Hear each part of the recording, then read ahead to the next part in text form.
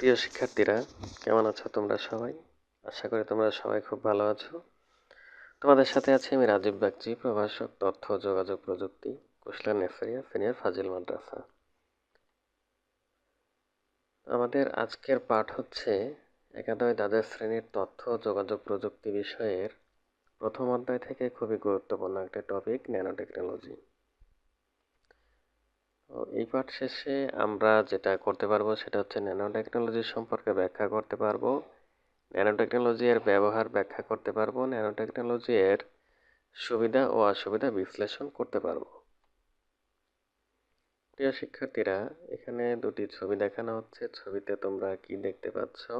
এখানে অণুপরমাণু বা খুব সূক্ষ্ম কোনো বস্তু নিয়ে বা ক্ষুদ্র কোনো বস্তু নিয়ে গবেষণা করা হচ্ছে। এই যে ক্ষুদ্র বস্তু নিয়ে গবেষণা করা বা কোনো একটা পদার্থের অণু পরমাণু নিয়ে যে গবেষণা বা পদার্থের আণবিক পর্যায়ের যে গবেষণা, একে বলা হচ্ছে ন্যানো টেকনোলজি।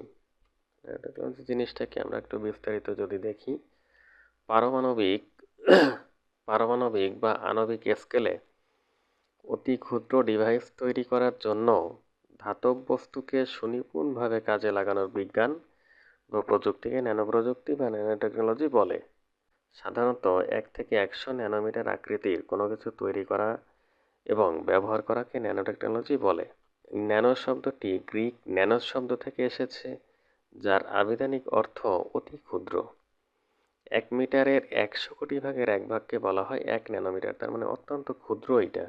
1 মিটারের 100 কোটি ভাগের 1 ভাগ, যেটা হচ্ছে খালি চোখে দেখা যায় না, অণুবীক্ষণ যন্ত্রের সাহায্যে এটা দেখতে হয়। তো এই আকৃতির কোনো কিছু তৈরি করা হলে তাকে সাধারণত ন্যানো পার্টিকেল বলে। অন্যভাবে বলা যায়, ন্যানো টেকনোলজি হলো এমন একটি বিজ্ঞান প্রকৌশল এবং প্রযুক্তি যা সাধারণত 1 থেকে 100 ন্যানোমিটার স্কেলে পরিচালিত হয়ে থাকে। ন্যানো টেকনোলজির জনককে ন্যানো টেকনোলজির জনক হচ্ছে রিচার্ড ফাইনম্যান।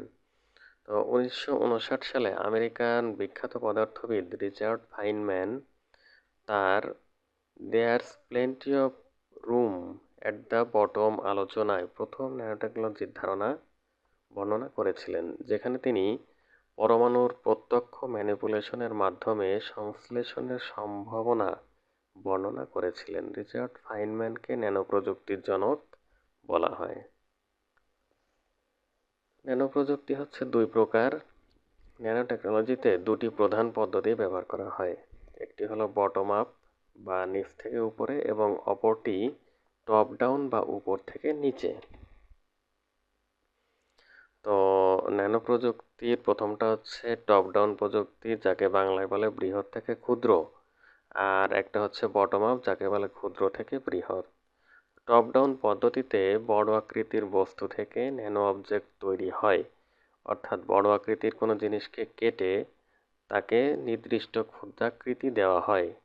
আমাদের বর্তমান ইলেকট্রনিক যন্ত্রপাতি হলো টপ ডাউন প্রযুক্তির। এটা হলো টপ ডাউন প্রযুক্তি, আর একটা হচ্ছে ক্ষুদ্র থেকে বৃহৎ, যেটাকে বটম আপ প্রযুক্তি বলে। তো বটম আপ পদ্ধতিতে ক্ষুদ্রাতি ক্ষুদ্র আণবিক উপাদান থেকে বিভিন্ন উপকরণ এবং ডিভাইসগুলো তৈরি করা হয়, যা আণবিক নীতির দ্বারা রাসায়নিকভাবে নিজেদেরকে একত্রিত করে, অর্থাৎ ক্ষুদ্র আকারের জিনিস দিয়ে বড় আকারের জিনিস তৈরি করা হয়। এটা হলো বটম আপ প্রযুক্তি। ন্যানো টেকনোলজির ব্যবহারগুলো কি কি? প্রথমত হচ্ছে কম্পিউটার হার্ডওয়্যার তৈরিতে ব্যবহার করা হয়।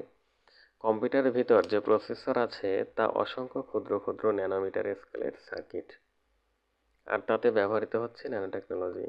ন্যানো টেকনোলজি প্রয়োগের ফলে উচ্চ গতির, দীর্ঘস্থায়িত্বের ও বিদ্যুৎ সাশ্রয়ী প্রসেসর তৈরি করা যাচ্ছে।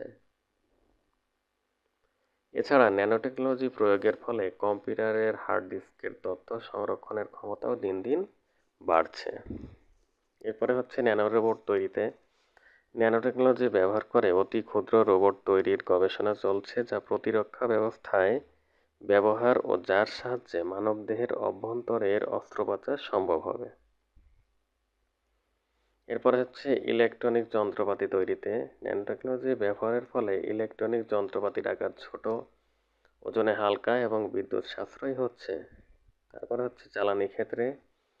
কম খরচে জ্বালানি উৎপাদন, জ্বালানির উৎসের বিকল্প হিসাবে বিভিন্ন ধরনের ফুয়েল তৈরির কাজে, যেমন হাইড্রোজেন আয়ন থেকে ফুয়েল, সৌরবিদ্যুৎ উৎপাদনের জন্য সৌরকোষ তৈরির কাজে এবং বিভিন্ন প্রকার ব্যাটারির জন্য ফুয়েল সেল তৈরিতে ন্যানোটেকনোলজি ব্যবহৃত হচ্ছে।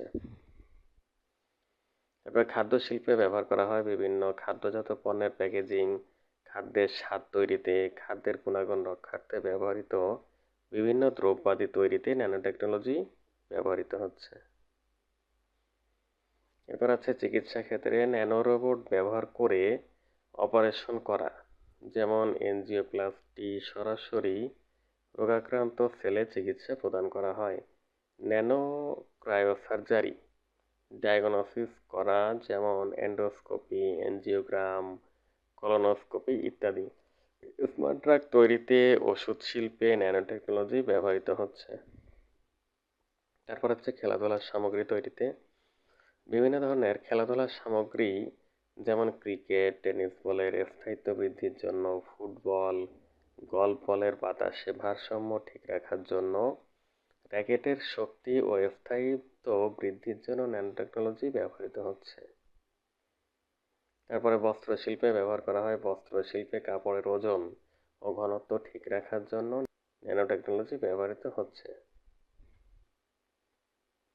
কৃত্রিম অঙ্গ প্রত্যঙ্গ তৈরিতে ব্যবহার করা হয়, ন্যানো টেকনোলজির সাহায্যে বিভিন্ন কৃত্রিম অঙ্গ প্রত্যঙ্গ তৈরি সম্ভব। তারপর হচ্ছে প্রসাধনী শিল্পে ন্যানো টেকনোলজি ব্যবহার করা হয়। প্রসাধনীতে জিঙ্ক অক্সাইডের ন্যানো পার্টিকেল যুক্ত হওয়ায় ত্বকের ক্যান্সার রোধ করা সম্ভব হয়েছে। সেই সাথে সানস্ক্রিন ও ময়েশ্চারাইজার তৈরির কাজে ব্যবহৃত রাসায়নিক পদার্থ তৈরির ক্ষেত্রে এবং অ্যান্টি এজিং ক্রিম তৈরিতেও ন্যানোটেকনোলজি ব্যবহৃত হয়। এরপরে বায়ু ও পানি দূষণ রোধে ন্যানোটেকনোলজি ব্যবহৃত হয়। শিল্প কারখানা হতে নির্গত ক্ষতিকর রাসায়নিক বর্জ্যকে ন্যানোপার্টিকেল ব্যবহার করে অক্ষতিকর বস্তুতে রূপান্তর করে পানিতে নিষ্কাশিত করা, যেমন ট্যানারি শিল্পের বর্জ্যকে এই প্রযুক্তির সাহায্যে দূষণমুক্ত করে নদীর পানি দূষণ প্রতিরোধে সহায়তা করা। এছাড়া গাড়ি ও শিল্প কারখানায় নির্গত বিষাক্ত ধোঁয়াকে ন্যানো পার্টিকেলের সহায়তায় রাসায়নিক বিক্রিয়ার মাধ্যমে দূষণমুক্ত বা অক্ষতিকর গ্যাসে রূপান্তর করে বায়ু দূষণ রোধ করা যায়।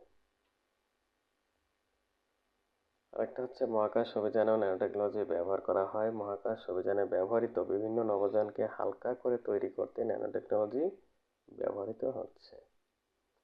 যোগাযোগের ক্ষেত্রে ন্যানোটেকনোলজি ব্যবহার করা হয়। হালকা ওজনের ও কম জ্বালানি চাহিদা সম্পন্ন গাড়ি তৈরির ক্ষেত্রে ন্যানোটেকনোলজি ব্যবহৃত হচ্ছে। ন্যানোটেকনোলজির সুবিধাগুলো কী কী?